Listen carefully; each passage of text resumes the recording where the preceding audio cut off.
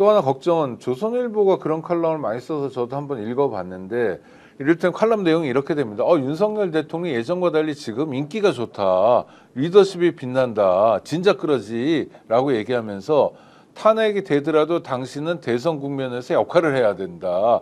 절대로 이재명에게 정권을 뺏기면 안 된다. 이런 주문들이 많아요. 그 중에 하나가 하야설이기도 한데 윤석열 역할로는 어떻게 봐야 됩니까? 인정한다는 거 아닌가요? 윤석열 역할론이 필요하다는 것 이전에 이런 칼럼이 나온다는 것은 네. 윤석열이 잘못한 걸 인정한다는 것, 두 번째 비상계엄이 명백하게 잘못됐다는 것을 또 위헌이라는 확인해 거? 주는 네. 것, 탄핵될 세 번째 거다. 내란과 관련된 여러 증거로 봤을 때 결국엔 윤석열은 자기 무덤 스스로 팠다라고 하는 것을 이제 인정을 하는 것이니 네. 일단 윤석열이 잘못됐다는 것은 명확해지는 것이고, 두 번째 그럼에도 불구하고 대선 과정에서 당신이 기여할 수 있는 것을 인정하고 이재명으로 정권이 넘어가면 안 된다는데 이제 역할을 해달라는 거지 않습니까? 네. 그러면은 그것이 하야면 더 좋다는 거.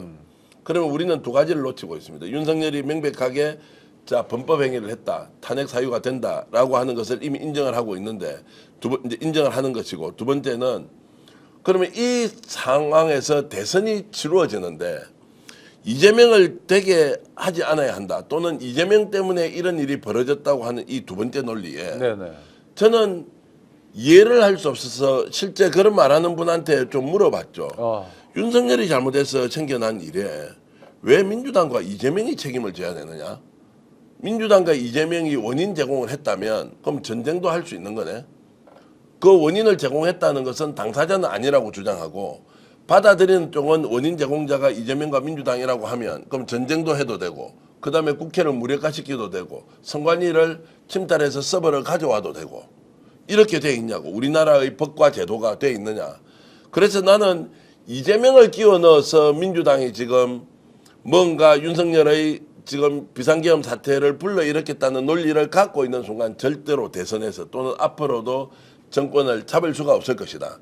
논리 구성상 이재명과 민주당의 잘못이 이번 내란과 그리고 탄핵을 설명하는 요소가 되는 순간 보수 정권은 절대로 정권을 잡지 못할 것이라는 이제 생각을 가지고 있는 것이고요. 그런 면에서 지금 현재 주장하고 있는 일련의 내용들이 대선 과정에서 윤석열이가 뭔가 역할을 하는데 이재명을 죽이는 역할을 하라고 하는 것은 역풍이 훨씬 더 클 것이고, 오히려 이재명을 지지했던 사람들이 결집하는 그런 에너지를 더 많이 불어넣을 것이다, 이렇게 생각을 합니다. 그런데도 불구하고 길거리에 붙인 현수막, 국민의힘만이 아니라 그 비슷한 정당들 있잖아요. 뭐 무슨 군소 정당 같은데 또 국민의힘 주요 지도자라는 사람들의 주요 발언들 보면 기승전 이재명, 왜 그럴까요? 이건 뭐 두려움이에요? 아니면 뭐 어떤 배경입니까? 이제 두려움이고, 그러면 도저히 인정하지 못하겠다는 정오심의 발로일 것이고요. 네네. 저는 이제 여당과 편견, 선입견 이런 것들이 엄청나게 작동했다. 개인 한 사람을 보면. 제가 이제 시청자 여러분께 이런 말씀을 한번 드려보겠습니다. 이번에 이제 대선을 치려면 이재명 후보가 이제 야권의 후보가 될 것이고, 국민의힘은 저는 누가 될지 모르겠습니다. 김문수 아니면 뭐 누가 되겠죠. 어느 정도의 표 차이가 있을 것이냐, 이렇게 우리가 예측하지 않습니까? 네. 저는 이 표 차이를 결정하는 사람이 지난 대통령 선거 과정에서 이재명을 이미 찍었던 사람이 1600만 명이 넘습니다. 1600만 명이 넘거든요. 이 1600만 명의 이재명을 찍었던 그 국민들이 지금 현재 어떤 심리 상태를 가지고 있겠느냐. 윤석열로 잘못 뽑고 나니까 나라가 이 모양 이 꼴이 되었다. 그런데 이미 이재명을 한번 찍었던 경험이 있는 사람이 이번 대선에 임할 때 어느 정도의 결집력 또는 본인의 이런 의지를 가지고 덤벼들겠느냐. 자기도 찍고 주변 사람 한 표 더 벌어오는 투표를 하려고 하겠죠. 저는 네. 죽기 살기로 할 네. 거라고 봅니다. 이재명을 찍지 않았던 나머지 윤석열을 찍었던 1600만 명을 넘어서는 국민에 대해서는 네. 자, 중도 확장을 해야 된다. 이 표를 가지고 오기 위해서는 어떻게 해야 된다라고 하는 수없이 많은 이야기가 이재명을 비토했던 사람들에게는 먹힐 수 있는데, 이재명을 이미 한번 찍었던 사람들이 지금 어떤 심리 상태를 가지고 대선에 임할 것이냐.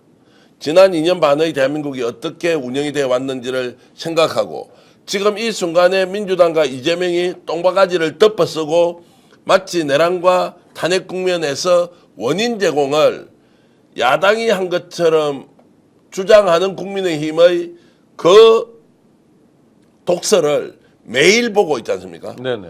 오늘도 이재명에게는 정말로 듣기 어려울 정도의 독서를 퍼붓더라고요. 이재명이 원래 근본적으로 나쁜 인간이다라는 것을 가지고 계속 주입을 하고 있습니다.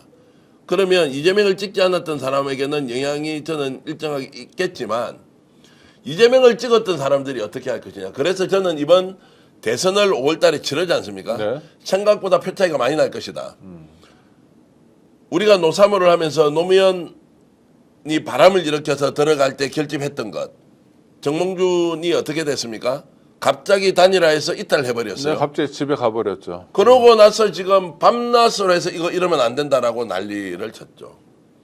유사하거나 그 이상의 일이 있을 수 있다. 이번에 만약 민주당이 정권을 잡지 못하면 대한민국이 어떻게 될지 윤석열이 살아 돌아오면 어떤 공포 아니 어떤 자신에게 닥칠 그 위험도 구체적으로 표현하면 죽음까지 있습니다. 거기는. 이런 것까지 가지고 있는 이 공포심 그리고 국민의힘이 다시 정권을 잡았을 때 대한민국이 어떻게 될 것이랑 이들의 실력을 다 봤단 말이에요. 역량을 다 봤단 말이에요. 어떻게 해서 책임지는 자 국가 경영을 책임지는 집권 여당이 야당을 야당에게 쌍욕을 하면서 우리가 잘못하는 건 다 야당 때문입니다라는 집단을 저는 본 적이 없어요. 책임을 지고 국가 경영의 최종적인 책임 집단이 이렇게 자신의 할 일을 다 방기시키는 이것을 본 국민들이 어떻게 하겠느냐. 그러면 국힘이 정권을 잡는다? 야, 만약 그런 상황이 온다? 라면 어떻게 받아들입니까? 그러면 움직여야 될 사람은 이재명을 찍었던 1600만 명이 엄청난 에너지로 움직일 가능성이 높다고 저는 봅니다. 네네. 국힘이 정권을 잡으면은 윤석열은 금방 석방될 가능성이 높겠네요. 그런 요구를 할 거 아닙니까? 그리고 그들은 거기에 붙어가지고 이제 정광훈 일당 그리고 세계로 교회 일당들은 다 붙여서 이제 죄가 없다 사면하라. 와, 그럼 윤석열이 양심수가 되는 겁니까? 그렇게 바꿔서 가려고 하겠죠. 네. 그거 외에도 지금 저지르는 범죄가 한두 가지가 아니고 실제로 내란 과정에서 비상경 과정에서 했던 것 북한 전쟁 유도설과 관련된 여러 증거들이 추가적으로 나오거든요. 그 내용 하나하나가 실제 끔찍한 수준이에요. 하나하나가 다 사형 무기에 해당하는 범죄들이에요. 그렇죠? 자, 그런데 외환도 그것을 그렇고. 네. 어떻게 대한민국 국민들 상태로 전쟁을 유도해서 그 수천, 수만, 수십만 명이 실제로 목숨을 잃을 수도 있는 이런 변란을 획책하고 기획했던 내용이 나오는데 나는 아무것도 모른다. 국회 단전한 것도 단전 시도를 해서 나왔는데 그것도 별거 아니다. 불 안 껐지 않느냐. 바로 켰지 않느냐. 이런 개소리가 어디 있습니까? 이걸 가지고 다 국회를 정말로 문을 닫아버리려고 각오를 했고 또 한동훈한테 지금 나오는 그 책의 내용에 있지 않습니까?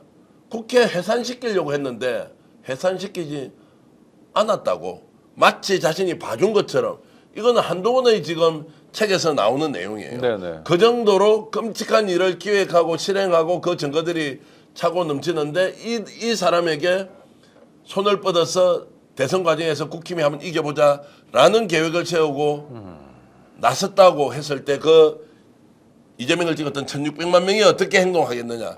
여기에 저는 가장 큰 주목을 하고 있습니다. 알겠습니다.